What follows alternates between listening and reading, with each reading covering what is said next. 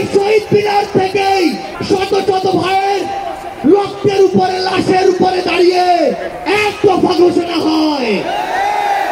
সে লড়াই কি শেষ হয়ে গিয়েছে? আমাদের সংগ্রাম কি শেষ?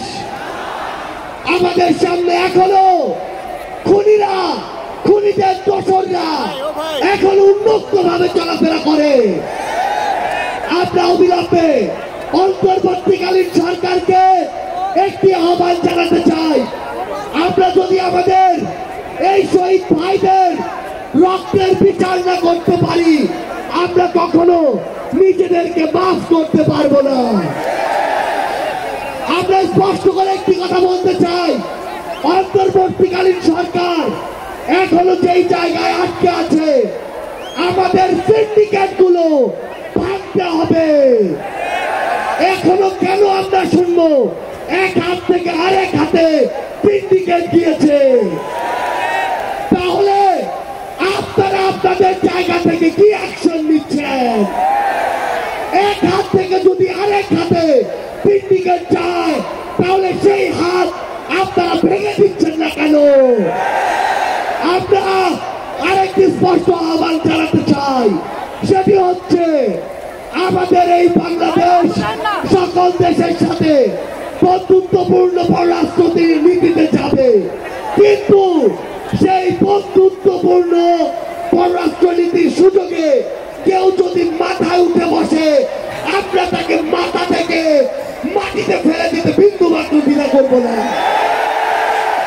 ওই গোপালগঞ্জে যেই খুনির দোসররা এখনো ঘাপটি মেরে আছে, তাদেরকে আইনের আওতায় বিচার করতে হবে। গোপালগঞ্জে এখনো কিভাবে আমাদের এই অভ্যুত্থানের যোদ্ধাদের উপরে হামলা হয়, আমরা প্রশাসনকে, পুলিশকে স্পষ্ট ভাবে বলতে চাই, পুরো বাংলাদেশে আমাদের এই যোদ্ধাদের, ফ্যাসিস্ট বিরোধী আন্দোলনকারীদের নিরাপত্তা যদি না দিতে পারেন, তাহলে ওই চেয়ারে কোন আইন শৃঙ্খলা রক্ষাকারী বাহিনীর বসে থাকার কোন অধিকার নেই।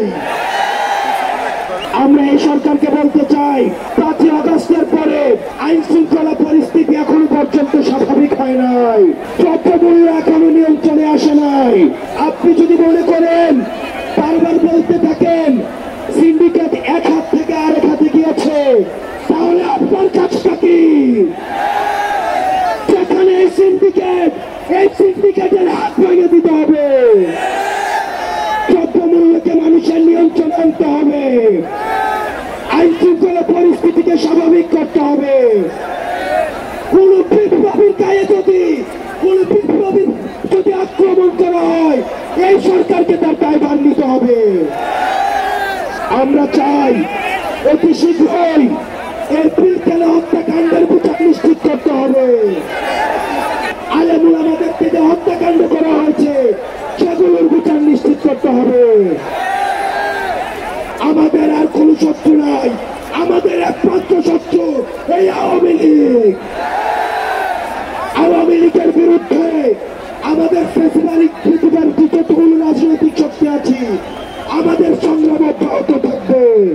আমরা বলতে চাই, 15 জানুয়ারির মধ্যে আমাদের এই জুলাই গণঅভ্যুত্থানের ঘোষণাপত্র জারি করতে হবে।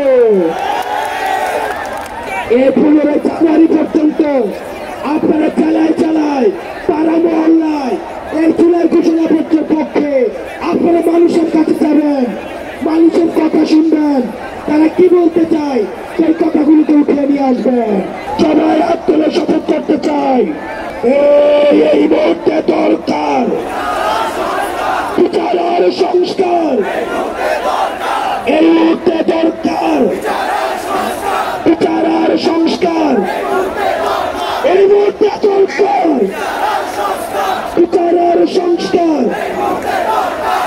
আপনাদের সাথে আবার দেখা হবে 15 জানুয়ারিতে আমাদের ঘোষণাপত্র নিয়ে। ইনকিলাব জিন্দাবাদ। আমাদের সরকারের বিচার পাইনি, আমরা বিচারের নামে কোনো প্রহসন দেখতে চাই না।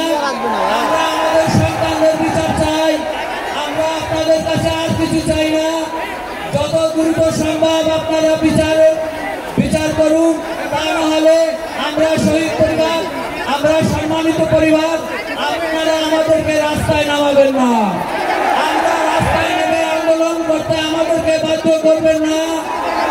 আপনারা আমাদেরকে দুর্বল ভাববেন না। সারা বাংলাদেশে 2000 শহীদ পরিবার আছে।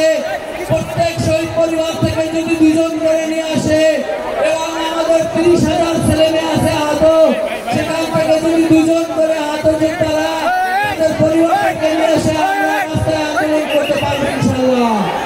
আমাদের অন্য কোনো লোকের দরকার হবে না। তবে আমরা একটা কথাই বলতে চাই, আপনারা আমাদেরকে সম্মানের জায়গায় রাখুন।